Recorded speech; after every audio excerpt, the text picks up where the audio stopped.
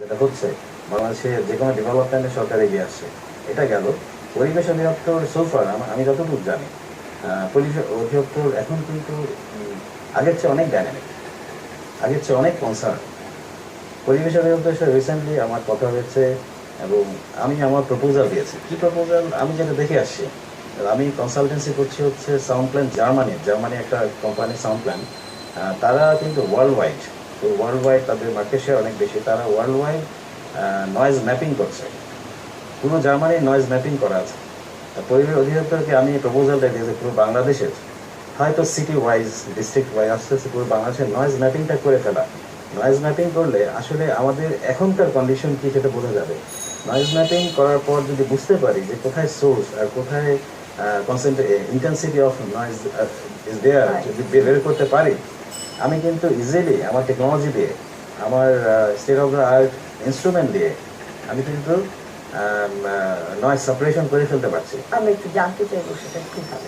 যেমন আমি আপনাকে বলতে চাচ্ছি, যদি যেমন বিভিন্ন দেশে আপনি দেখবেন ব্রিজের উপরে, ওভারব্রিজের উপরে কিন্তু দেখবেন কিছুক্ষণ পরপরই দুপাশে ব্যারিয়ার দেওয়া আছে, গ্লাস ব্যারিয়ার বলেন আর প্লাস্টিক ব্যারিয়ার, ঠিক হাই থিকের ব্যারিয়ার দেওয়া আছে, আর পার্টিশন দেওয়া আছে। সব জায়গায় না, পুরোটাই না, কিছু কিছু জায়গায়। তো তারা আইডেন্টিফাই করে দেখেছে, ম্যাপিং করে আইডেন্টিফাই করে দেখেছে এই জায়গায় যদি আমি কিছু ব্যারিয়ার সেট আপ করতে পারি, তাহলে নয়েজটা অ্যাকচুয়ালি স্প্রেডেড হবে না, রিডিউস হয়ে যাবে। তো হসপিটালের জন্য যেটা বলছিল পরিবেশ অধিদপ্তরের সাথে আমার কথা হয়েছে, তো হসপিটাল শুধু না, হসপিটাল ইন্ডাস্ট্রিজগুলো, পাওয়ার প্ল্যান্টে আমি কাজ করি, সেটা হচ্ছে নয়েজ ম্যাপিং করলে আমি বুঝতে পারবো কোথায় কোথায় নয়েজটা স্প্রেড হচ্ছে। নয়েজের পাথওয়ে, নয়েজ প্রপাগেশনের পাথওয়েটা আমি যদি বের করতে পারি, আমি ওখানে ব্যারিয়ার দিয়ে দিতে পারি, আমি ওখানে প্রপার সলিউশন দিতে পারি যে নয়েজটা আকাশে চলে যায়, ওর প্ল্যান্ট ওর আপনার উপরে বাতাসে চলে যাচ্ছে এবং কোথাও পড়ছে, যে কোথাও পড়ছে ওই জায়গাটা যেন ওখানে যেন গাছপালা থাকে, প্ল্যান্টস থাকে। অনেক ওয়েজ আছে আসলে। এটা তো আমরা নতুন ফেস করছি, বাট ইউরোপ আমেরিকাতে অলরেডি তারা অনেক দূর কাজ করে ফেলছে।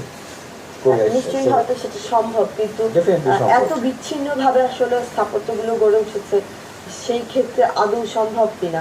কারণ আপনি বলছিলেন যে যে এলাকায় হাসপাতাল, হয়তো একটি হাসপাতাল এক এলাকায়, এবং সেখানেই হয়তো একটি অফিস, সেখানেই হয়তো বাস বা বড় যান চলাচলের রাস্তা, এবং সেখানেই হয়তো একটি স্কুল।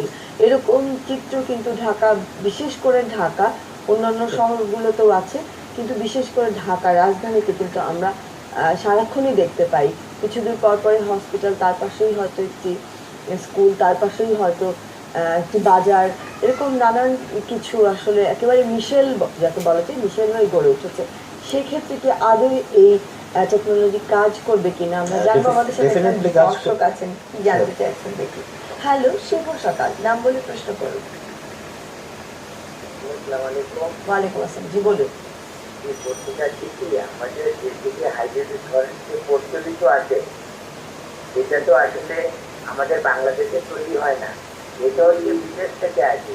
তা সরকার যদি সেই হাইড্রোলিক কারেন্টটা যদি বিদেশ থেকে আমদানি বন্ধ করে দেয়, তাহলে তো এত আইনের প্রয়োজন হয় না।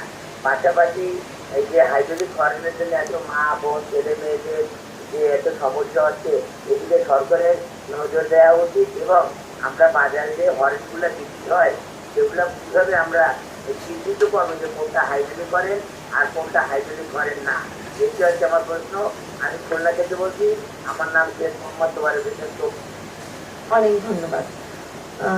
আমরা একটু ওনার প্রশ্নের উত্তর দিয়ে দিই দুজনই কাছে। আমি বলছি যে বলছিলেন তিনি আসলে প্রশ্নের একটি মতামত রেখেছেন যে হাইড্রোলিক হর্নের আমদানিটা যদি বন্ধ করা যায় তাহলে। আমি তো একটু আগে বলছি, এটা তো ইনভিজিবল কিছু না, এসে এখানে পড়ে গেল টেবিলে, কোনো না কোনো জায়গায় দিয়ে আসছে।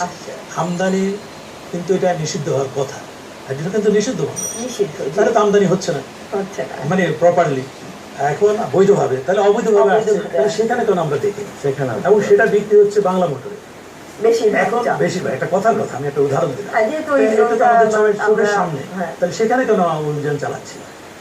এই জায়গাটাই হচ্ছে আমাদের সবচেয়ে বড় আরেকটা যেটা মানে পরিবেশ অধিদপ্তরের যে কথা আসছে, হ্যাঁ, পরিবেশ অধিদপ্তর সরকার পরিবেশ অধিদপ্তরের আগে যে অফিস ছিল, এখন হয়তো 21টা জেলা অফিস করছে, আরো বাড়াচ্ছে। কিন্তু তারপরেও প্রশ্ন থেকে যায়। আপনি আমাকে শুরুর দিকেই প্রশ্ন করছিলেন যে পবা কী করছে। আমরা যে গত কয়েক বছর ধরে যে ডিউটি করছি তাতে আমরা দেখছি যে শব্দ দূষণের মাত্রা প্রতিনিয়ত বাড়ছে। আর এখন ওই যে আবার উনি যে কথা বললেন, আমার কিন্তু শুরুর কথায় আসলো যে আমরা প্রকল্প বেসড ছাড়া কিছু করতে চাই না। আমার প্রশ্ন হলো, আমার যে বিদ্যমান পরিস্থিতিতে যেই আমাদের খুলনা থেকে যেই সম্মানিত দর্শক প্রশ্ন করলেন যে হাইড্রোলিক তো না আসলেই হয়, বাজারে এটা না থাকলেই চলে, তাহলে তার এটা থাকবে না। একটি আইন আলাদা করে তৈরি করতে হবে। ওটা আছে, হাইড্রোলিক নিষিদ্ধ, আপনি ওইটাই বাস্তবায়ন করেন, সেটা তো বাস্তবায়ন করছেন না। আর এইদিকে আমি আরেকটা যেটা হলো যে আমি কিন্তু শুরুতে একটা কথা বলছিলাম যে শব্দের 3টা স্থান আপনাকে একটু বুঝতে হবে। একটা হচ্ছে আমার অ্যাম্বিয়েন্ট, এই যে না নীরব না, অ্যাম্বিয়েন্ট, এই যে রাস্তায় আপনি হাঁটতেছেন, আপনি শিকার হচ্ছেন। আরেকটা হচ্ছে বাসা বাড়িতে আপনি হচ্ছেন, আপনার নিজের বাড়ির দিয়ে উৎস, হ্যাঁ উৎস, নিজের বাড়িতেও আছে, পাশের বাড়ি থেকেও আসছে, আবার শিল্প প্রতিষ্ঠানও হচ্ছে। এখন আমার প্রশ্ন হচ্ছে, আমরা সাধারণ নাগরিকরা কোনটাতে সবচেয়ে বেশি ভুক্তভোগী? সেটা হচ্ছে আমি যখন রাস্তায় চলাচল করি, আমি যখন বেশিরভাগ ক্ষেত্রে ওই জায়গায় আমার সমাধান খুঁজতে হবে। আমার শিল্প প্রতিষ্ঠানের সমাধান কিন্তু অনেক সহজ, বাসা বাড়িতে সমাধানও সহজ, কিন্তু এই জায়গায় সমাধান ব্যক্তিকেন্দ্রিক বা একটি ছোট পরিসরে আছে, কিন্তু বড় পরিসরে ফলে এবং সেটা রাষ্ট্রের একেবারে রাষ্ট্রের উপরে বড় থাকে, সেটি কিভাবে আসলে সেটি নিয়ন্ত্রণ করবে, সেটি কোনো ব্যক্তি বা কোনো অল্প কিছু গোষ্ঠীর উপরে বর্তায় না। ওই জায়গায় যে বর্তায় সেই জায়গাটায় আমাদেরকে আসলে নজর দিতে হবে। এবং যারা সবচেয়ে বেশি ক্ষতিগ্রস্ত তাদেরকে কিভাবে আমরা এই আমাদের সঙ্গে আনবো, তারা হচ্ছে বাস চালক, মানে গাড়ি চালক, গাড়ির হেল্পার, সবচেয়ে বেশি ক্ষতিগ্রস্ত তারা, কিন্তু নিশ্চয়ই, কারণ তারা সবচেয়ে বেশি, তারা সারাদিন বাস চালায়, তাই না? সে কিন্তু ইঞ্জিনের আওয়াজ, রাস্তার আওয়াজ দ্বিতীয় যারা হচ্ছে তারা হচ্ছে আইন প্রয়োগকারী সংস্থা, যাদের ট্রাফিক বিভাগ, তারা সবচেয়ে বেশি ক্ষতিগ্রস্ত। এরপরে ক্ষতিগ্রস্ত হচ্ছে আমাদের ফুটপাতে যারা কাজ করে, জনগণ চলাফেরা করে, এরা সবাই।